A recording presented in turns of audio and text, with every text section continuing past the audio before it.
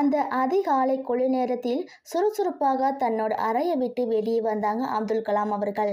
அவருக்காக வெளியில காத்திருந்த அதிகாரிகளை பார்த்து ஒரு வெள்ளந்தி புன்னகை ஒன்று செஞ்சாங்க.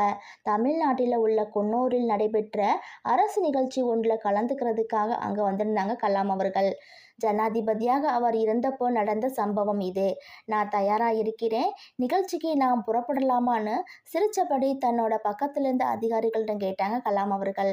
அப்போ அவர் நெருங்கி வந்த ஒரு முக்கிய அதிகாரி ஏதோ ஒரு விஷயத்தை கலாம் அவர்களின் காதருகில் சென்று சொல்ல, அதை கேள்விப்பட்டவுடன் அவர் முகத்தில் இருந்த புன்னகை மாறி சற்றே பதட்டமாயிட்டாங்க. அருகில் இருந்த மற்ற அதிகாரிகளை பார்த்து சற்று இறுகிய முகத்துடன் கேட்டாங்க, இதை ஏன் முதல்ல என்கிட்ட சொல்லலை அப்படின்னு. இதை எதிர்பாராத அதிகாரிகள் என்ன பதில் சொல்வதுன்னு தெரியாம ஒருத்தர் பார்த்தபடி அமைதியா நின்றுட்டு இருந்தாங்க. எவ்வளோ முக்கியமான விஷயம் இது அப்படின்னு சொன்னாங்க கலாம் அவர்கள்.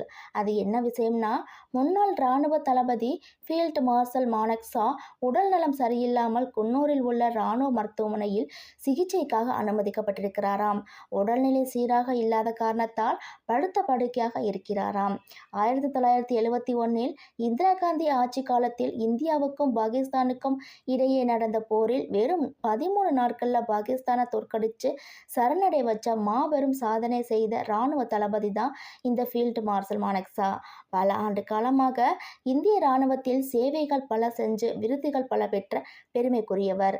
அவர் குன்னூர் இராணுவ மருத்துவமனையில் சிகிச்சைக்காக அனுமதிக்கப்பட்டிருக்கிறார் என்ற செய்தியை கேள்விப்பட்டதும் தான் பதட்டமாகி போனார் கலாம் அவர்கள். இப்போதே நான் அந்த மருத்துவமனைக்கு சென்று உடனடியாக மானக்சாவை பார்த்தாக வேண்டும். அதுக்கு பின்னாடி நம்மளோட மற்ற நிகழ்ச்சிகளை வச்சுக்கொள்ளலாம் அப்படின்னு சொல்லியிருக்காங்க கலாம் அவர்கள். ஆடி போனார்கள் அதிகாரிகள். ஏன்னா ஒரு ஜனாதிபதியின் பயண திட்டத்தை அவ்வளவு சுலபமாக நினைச்சபடியெல்லாம் மாற்றிவிட முடியாது. ஆனால் இதை எப்படி அப்துல் கலாம் அவர்களிடம் எடுத்துச் சொல்வது?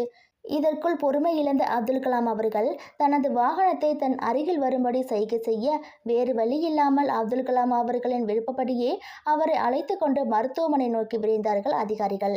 மருத்துவமனைக்குள் பரபரப்பாக அப்துல் கலாம் அவர்கள் நுழைவதை பார்த்ததும் படுக்கையில் படுத்திருந்த மானக்சா திகைத்து போனார். தன்னை பார்ப்பதற்காகவே இந்திய ஜனாதிபதி அங்கு வந்திருக்கிறார் என்பது தெரிஞ்சதும் நெஞ்சம் நெகிழ்ந்து போனார்.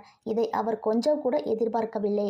எப்படி இருக்கீங்கன்னு அன்பான புன்சிரிப்போடு கேட்ட அப்துல் கலாம் அவர்கள் ஆதரவோடு மானக்சாவின் பக்கத்தில் வந்து அவர் கரங்களை பற்றி கொண்டார்.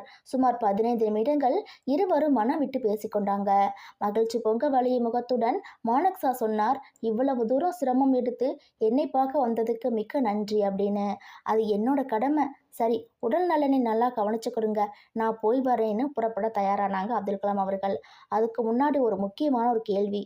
திடீரென கலாம் அவர்கள் இப்படி கேட்டவுடன் என்ன என்பது போல நிமிர்ந்து அவர் முகத்தை பார்த்தார் மானக்சா. உங்களுக்கு இங்கே வழங்கப்படும் வசதிகள் எல்லாம் சௌரியமா இருக்கிறதா? ஒருவேளை ஏதாவது மனக்குறைகள் இருந்தால் என்னிடம் சொல்லுங்க, நான் அதை உடனே சரி செய்து தர சொல்கிறேன் அப்படின்னு சொன்னாங்க. அப்துல் கலாம் அவர்கள் இப்படி கேட்டவுடன் மானக்சா முகம் கொஞ்சம் மாறியது. அதை புரிந்து கொண்ட கலாம் அவர்கள், சொல்லுங்கள், உங்களுக்கு ஏதாவது ஒரு மிக பெரும் மனக்குறை இருப்பதை உங்கள் முகம் தெளிவாக காட்டுகிறது. எதுவா இருந்தாலும் தயவு செஞ்சு அதை என்னிடம் சொல்லுங்கள் அப்படின்னு சொல்லியிருக்காங்க. மானக்சா கண்கள் கலங்க அப்துல் கலாம் முகத்தையே உற்று பார்த்தார். அதுக்கு பின்னாடி குரல் தழுதழுக்க இப்படி சொன்னார், அது என்னன்னா, வேறொன்றும் இல்லை, நான் என்னோட உயிரை விட அதிகமாக நேசிக்கும் இந்த நாட்டின் மிக உயர்ந்த பதவியில் இருக்கும் ஜனாதிபதியாகிய நீங்கள் என்னை சந்திக்க இங்கே வந்திருக்கிறீங்க. ஆனால் இந்த நேரத்தில் கம்பீரமாக எழுந்து நின்று உங்களுக்கு சல்யூட் செய்ய வேண்டிய நான் அப்படி செய்ய முடியாத நிலையில் இப்படி இங்கு படுத்திருக்கிறேனே, இது ஒன்றுதான் எனக்கு இருக்கும் ஒரே ஒரு மனக்குறை அப்படின்னு சொல்லியிருக்காங்க. இப்படி சொல்லிட்டு வலியும் கண்ணீரை துடைக்க கூட தோன்றாமல் படுத்திருந்தார் மானக்சா. அருகில் வந்து அவர் கைகளை ஆதரவோடு பற்றி கொண்டார் அப்துல் கலாம் அவர்கள். ஆனால் அவர் கண்களும் கூட அவரை அறியாமல் கண்ணீரால் நிரம்பியிருந்தது. இருவர் கண்களில் இருந்தும் வழிந்த அந்த கண்ணீர் இந்திய தாயின் பாதங்களை நனைத்தது.